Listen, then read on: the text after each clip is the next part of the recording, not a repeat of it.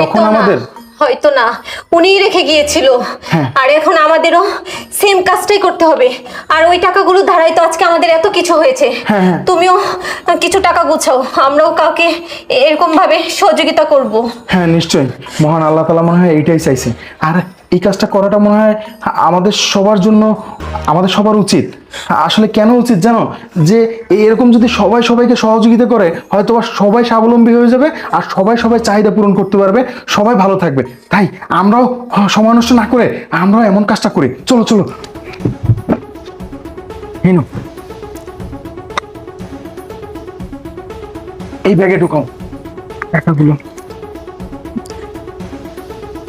আচ্ছা শোনো, আমরা খুঁজবো যে আসলে এই টাকাগুলো কার প্রয়োজন। চলো আমরাও নেমে পড়ি। এই চিঠিটাও সাথে দিয়ে দিই। হ্যাঁ নিশ্চয়ই, চলো। তাই